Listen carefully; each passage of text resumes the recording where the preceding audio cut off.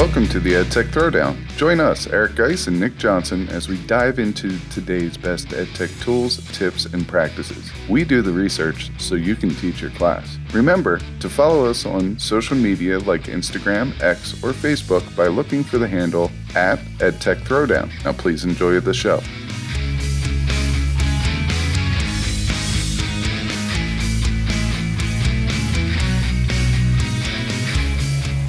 Welcome to the EdTech Throwdown. This is episode 185 called How to Teach Students About AI. Have you ever tried to teach your students about AI, what it is, and what role it can serve in education and their future lives? This is a tall task, there's lots to cover, and in this episode we'll discuss how we go about this complex process. This is another episode you don't want to miss. Check it out.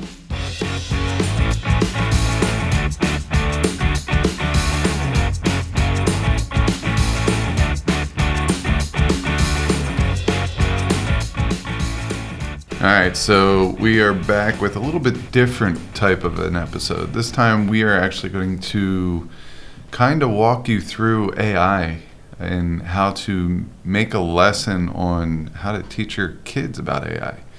Let me backtrack for a second and just say that for years, it seems like years, it's really been a little over a year, maybe a year and a half since AI has hit education full force, and I mean the boom of ChatGPT and those types of tools. We've had AI around prior to that, but now with ChatGPT, it allows more tools to be made. This big boom of AI tools, and students can use it, teachers can use it. We can automate things, we can enhance lessons, things like that. But now, after a year, most districts, including ours, are starting to adopt a formal AI policy. And really the only way to implement this AI policy is by making sure that we are educating our teachers and our students how to use AI in a way that it should be used. So this episode is all about that. We're going to share what our lesson would be if we had to develop a lesson that's going to help teachers and students be informed about AI and how it can be used in a proper, safe space. Yeah, and this is tough to do, right? Because there's so much to cover, and it's a space that is constantly changing. But we boiled it down to 4 main points that we tried to hit.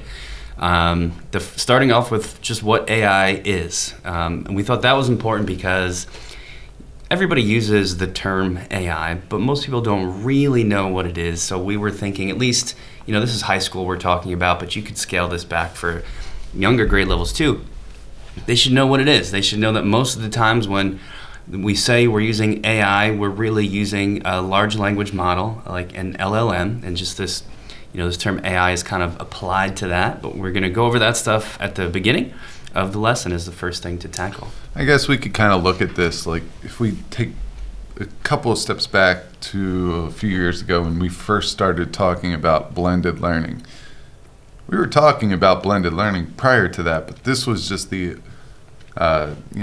encompassing term for all the different things that we were talking about that fit into that big realm of blended learning. It's a great comparison to be made.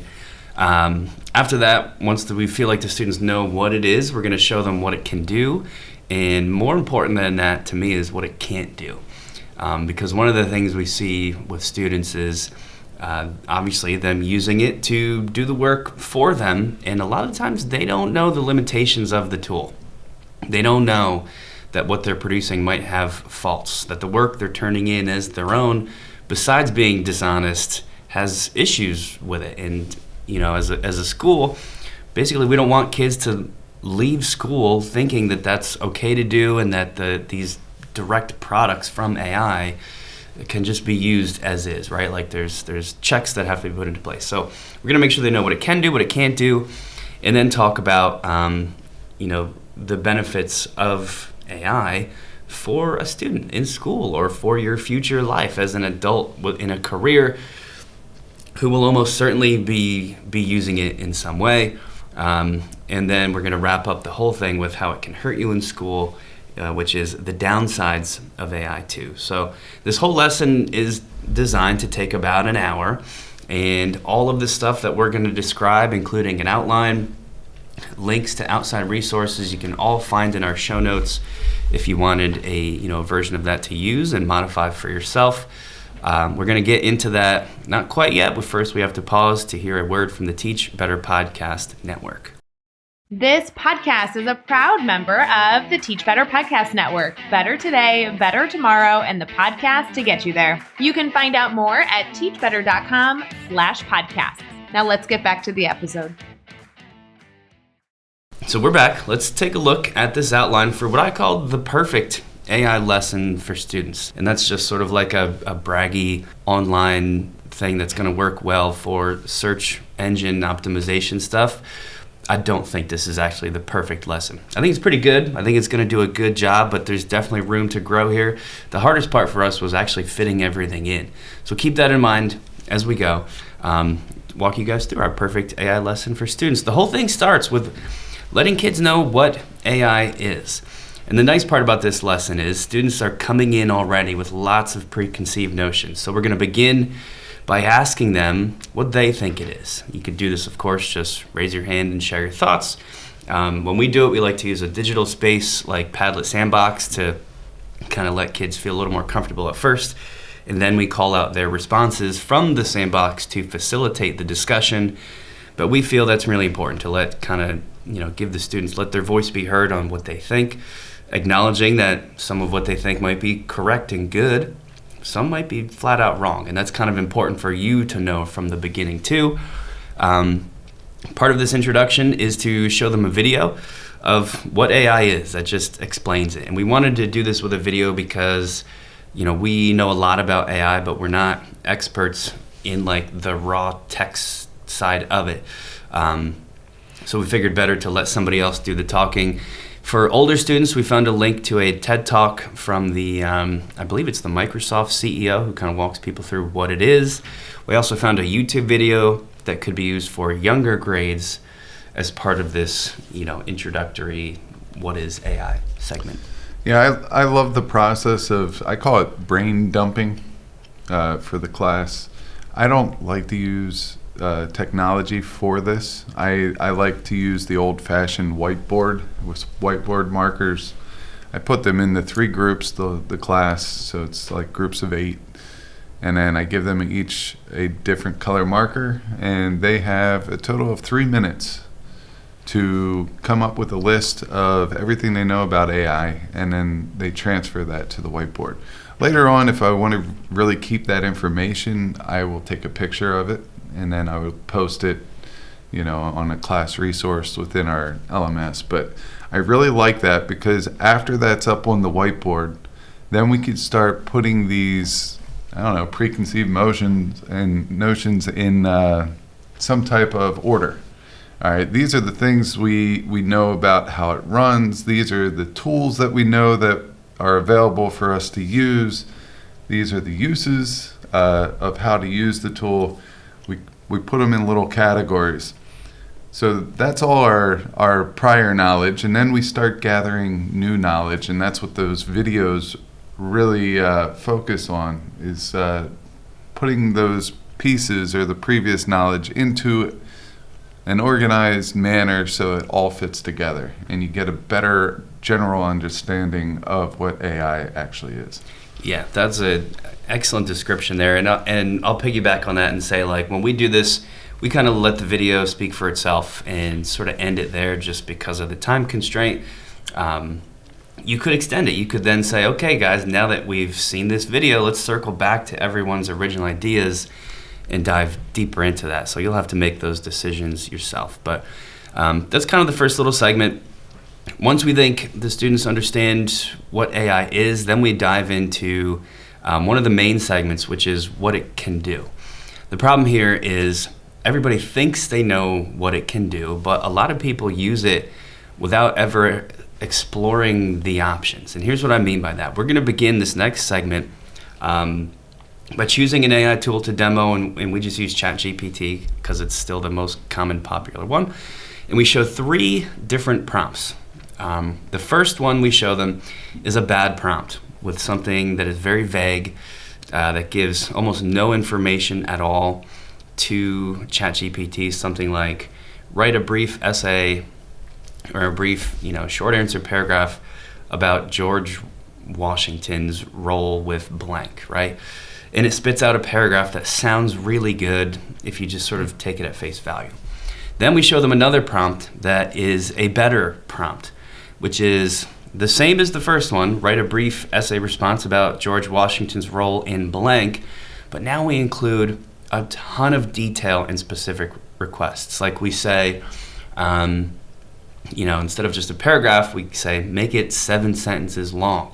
Make it come from the voice of a 9th grade student who knows a little bit about George Washington, but not too much about George Washington, right? We just dump in as much specificity as we possibly can so that students can see how these two different inputs give you very different outputs, and we can put them right side by side with each other.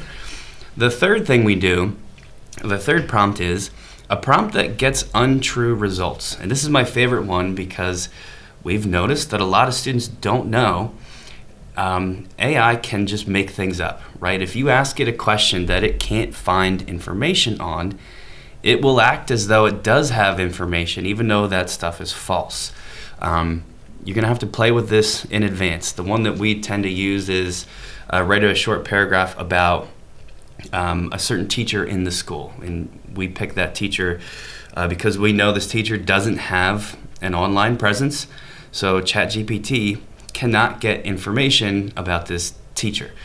We tried it with ourselves, but if you do write a paragraph about Nicholas Johnson, it actually describes me pretty well because we do a lot of stuff online. Same for Geis.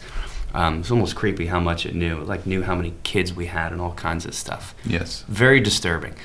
But you choose the right person who doesn't have an online presence, and it'll give completely wrong information that it has just made up because of the lack of knowledge. And that's important because we want students to know that this is possible.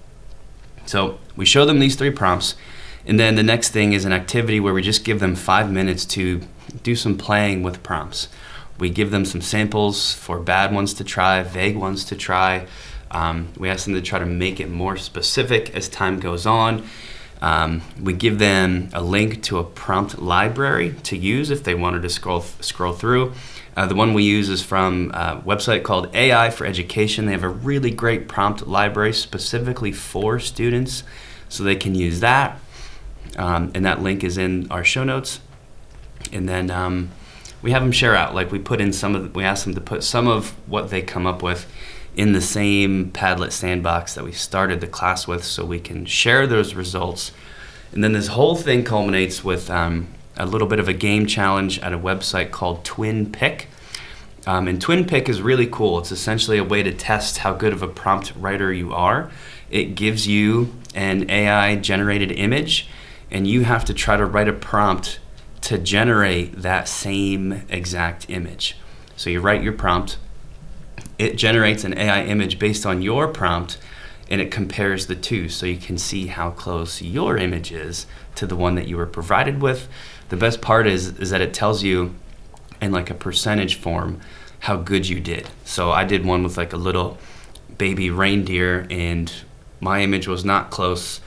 So my prompt, I guess, was kind of bad. But it did tell me I was 70% correct.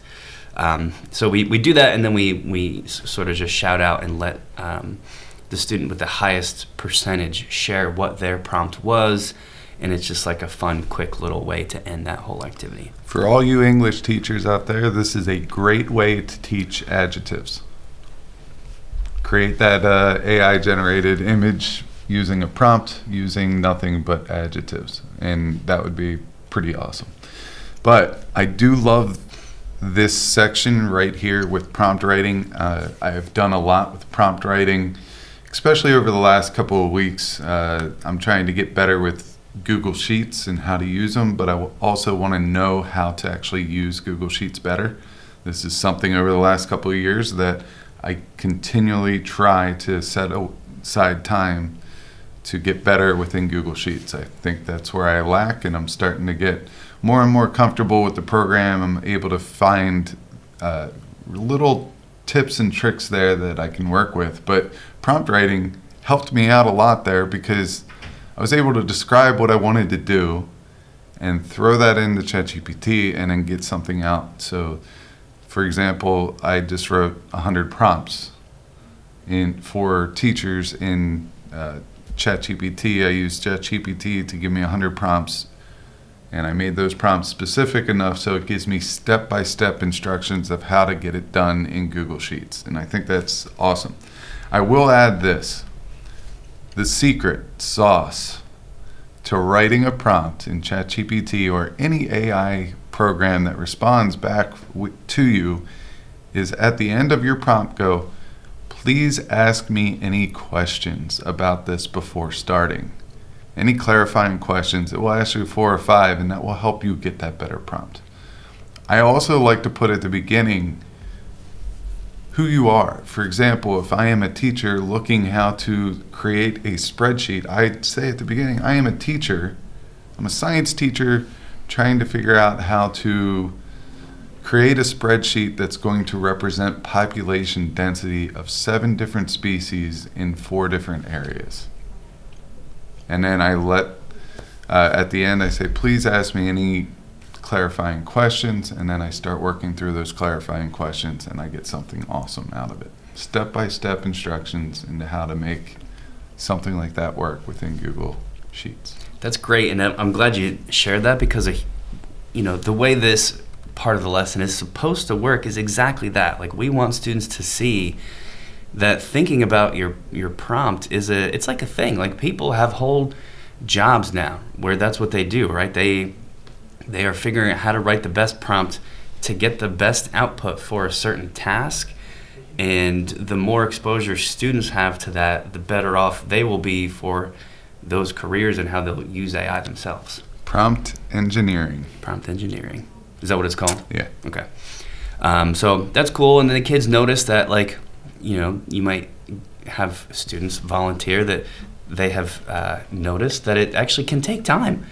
It takes actual thought to write a good prompt, which is one of the weird parts about these AI LLMs in general, is that you're trying to avoid all of this time from creating this product, but yet sometimes you still end up putting a decent amount of time into an effective prompt. So we want them to see that, right? We want them to know that prompt writing is really important and some of the skills centered around that. So that's the second part. The third part of the lesson is another one of my favorites, and it's what AI cannot do. This is the only portion that I would call like direct instruction, because we just have one single slide. It's a Canvas slide that I should have linked in the show notes. I'll go back and do that. But it highlights 3 things specifically that AI can't do that we want students to know about. One of them is called hallucinations. This is the thing we've talked about already, where if part of your prompt asks AI for information that they don't have, certain AIs will just make up that information. Of course, this is super misleading because if you're a student, you could then be turning in information that is factually false, thinking it's true, or just, pretty obvious how this can be misleading to people. Fake news 2.0. Yeah, for real. The second one that we point out is bias, because LLMs exhibit the same biases that humans do, because LLMs are just regurgitating things that humans have made in the past and repurposing all of that language. So if our writing in the past had biases incorporated or stereotypes incorporated, then the output now is going to have some of those same stereotypes. So you might expect it to be like this perfectly neutral thing, and it is not. So students have to be aware of that. And then the last part is exhibiting true creativity, which of course the AI cannot do, right? It can seem creative to you as the person writing the prompt because the thing that AI is giving you hadn't thought of. So you might view that as new. You might view that as creativity, but you've always got to remember that it is just recycling old information and spitting those words out in this new form. So whatever true creativity is, which we usually try to stay away from because that can go down a whole other weird rabbit hole, it's pretty well agreed upon that AI cannot do that.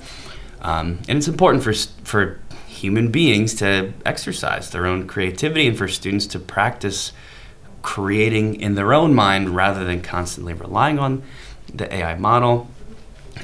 So those are the three things we point out. There are others, but we wanted to keep it simple here. This section concludes with an activity where we ask students to go back into whatever model we want them to use. In this case, it's ChatGPT.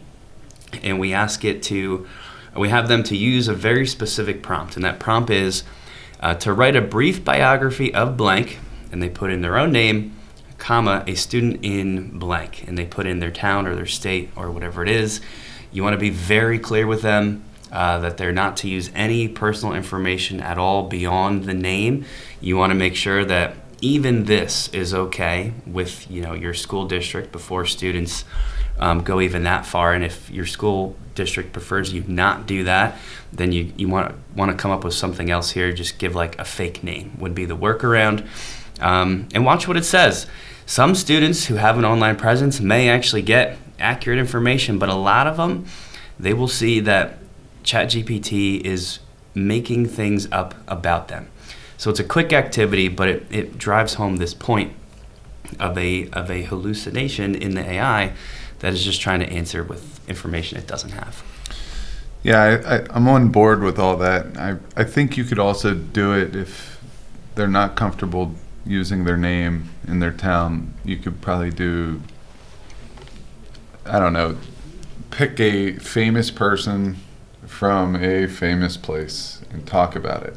Or tell them to do like Abe Lincoln from a made-up town or a town that he's not actually from, and see what it kicks out then. See if it corrects you. A lot of times, especially if there's more than one Abe Lincoln somewhere, it will easily make that mistake. Yeah, that's a good point too. There's lots of different spins on this, and you can kind of choose whatever one works best for you.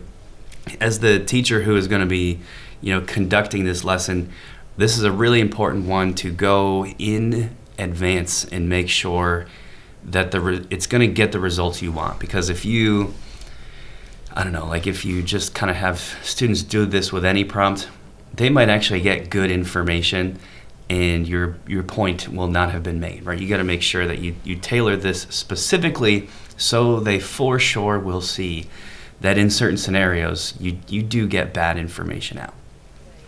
Which brings us to the last part, which is the culminating experience. We always try and save the most time for this out of anything else, which is how AI can actually help you learn. We begin the whole thing with telling the students clearly that yes, for sure, AI can write essays for you. And probably if you are good at prompt writing, it can write essays for you that are so good your teachers aren't going to spot it, and it can save you a bunch of work and time. We do this on purpose because we also want students to know that we know. Teachers are aware that this is happening. You might even oversell it and say that we know it's happening on a large scale. You may think it's not. You may know it's not based on how you run your class. But we want them to hear that from us. And then acknowledge why this is bad in the long term. Starting with the obvious stuff, which is just, that's academic dishonesty. If you were somehow caught, it's the same as if you were stealing somebody else's essay. But we actually focus a lot more on how this hurts you long term, how this hurts your brain long term.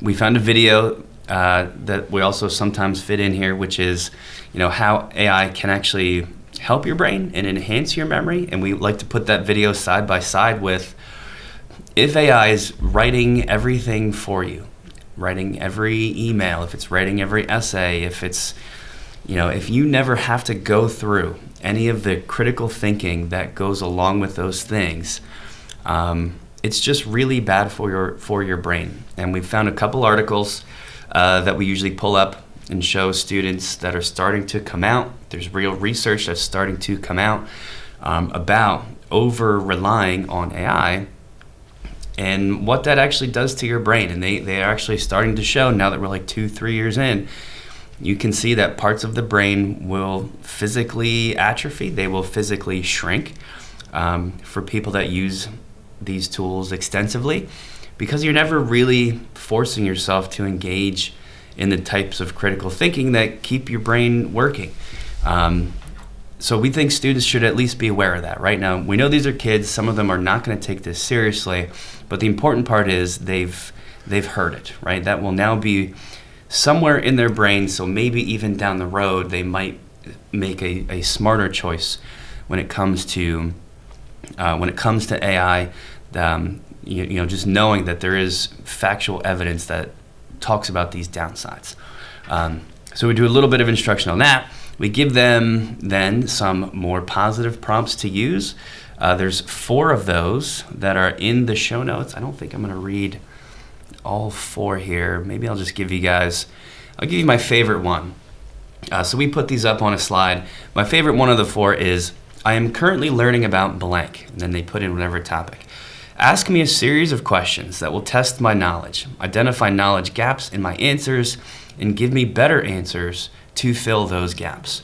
So of course the theme here is, sure, you can have AI write your essay, but you're not learning anything, and that actually hurts your body, right? It shrinks your brain size in certain areas. Or you could use AI in these really positive ways, right? As a learning tool, as a coach. There's a new tool that goes from Khan Academy in Conmigo called Conmigo Writing Coach, where yes, it's AI, but it doesn't actually do any writing for the students. It helps them write. It asks them, let's write your thesis statement. What do you know about that? And it kind of guides them through the process. So we wanted to point out that they can make those choices themselves about using it in a positive way rather than a negative way. So throughout this whole thing, I'm thinking to myself, when was the first time that I realized that I hurt myself by taking shortcuts in my education? And the funny thing is, I'm going to say I was 20, 21. I mean, I just did not understand the learning process until then. I was getting by on my pure ability to memorize things and be able to talk my way out of it. There's some choice words I'm leaving out there, but you know what they are. And I'm very good at it. I'm not tooting my own horn here. It gets me into trouble, but I am very good at sometimes explaining myself out of a jam. We'll just say it that way. But what I'm getting to here is, it's always good to share real life moments that you've had in your education journey that you wish you had back to your students. And this is definitely one that resonates with me, because when I was a junior or senior, we had cell phones that were able to get a little, they weren't smartphones, but we were able to get a little bit of information there. But we also had, during my upbringing, the internet, and computers started showing up in classrooms when I was in 1st and 2nd grade. They look like an apple and they're kind of ridiculous, but when you look at them now.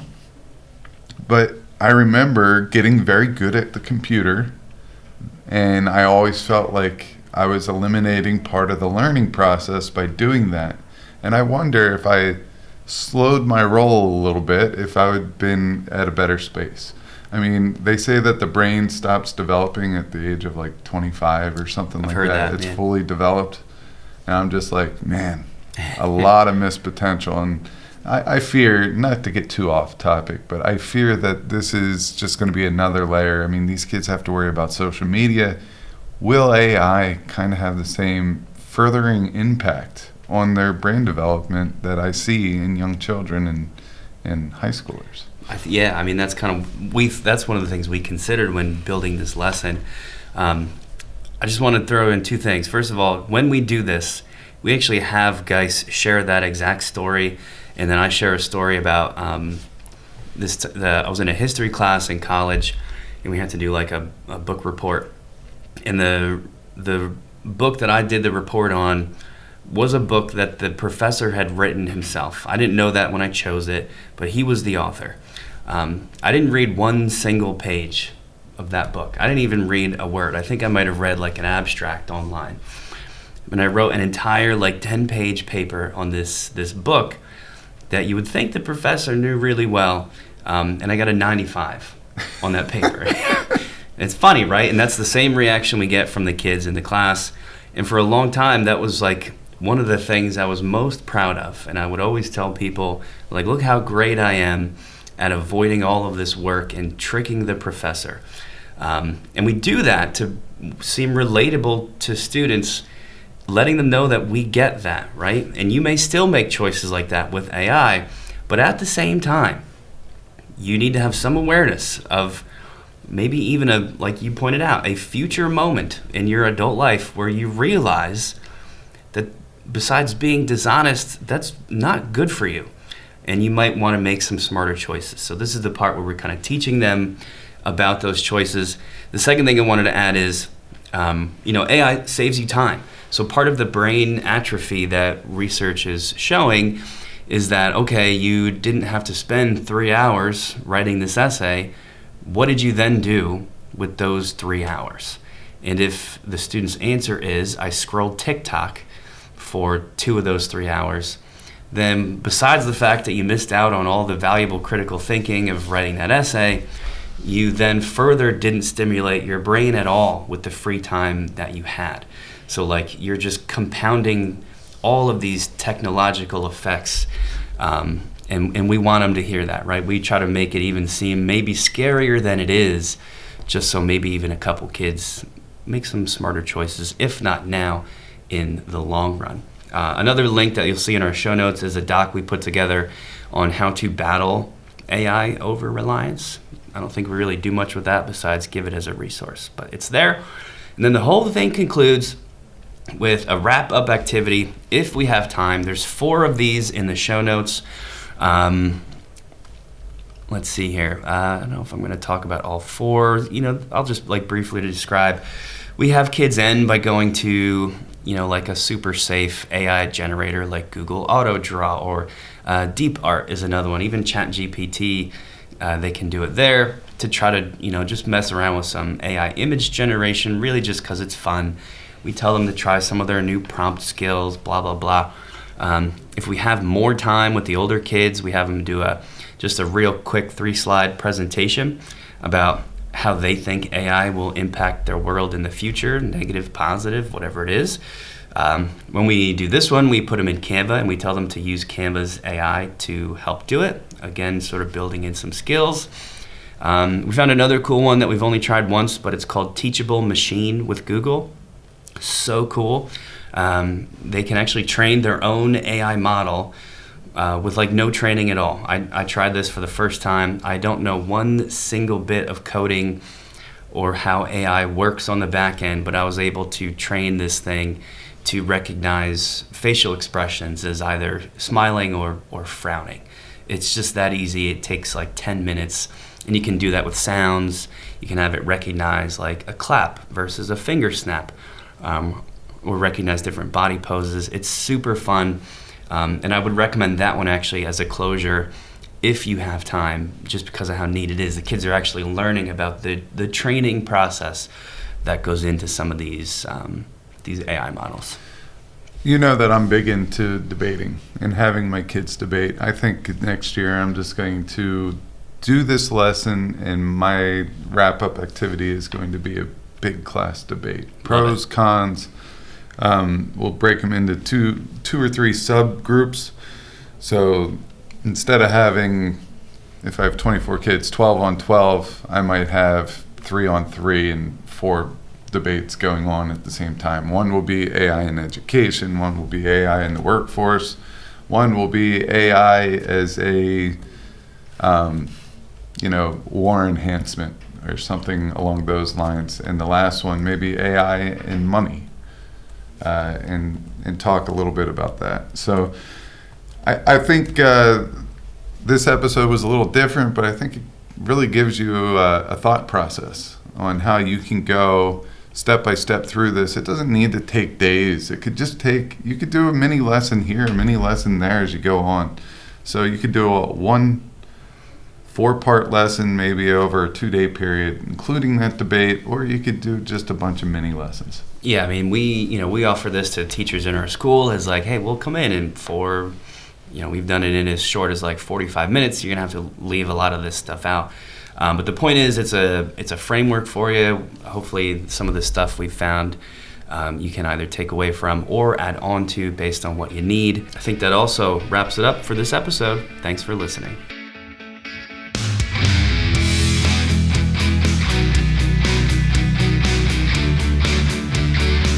Thanks for listening to the EdTech Throwdown.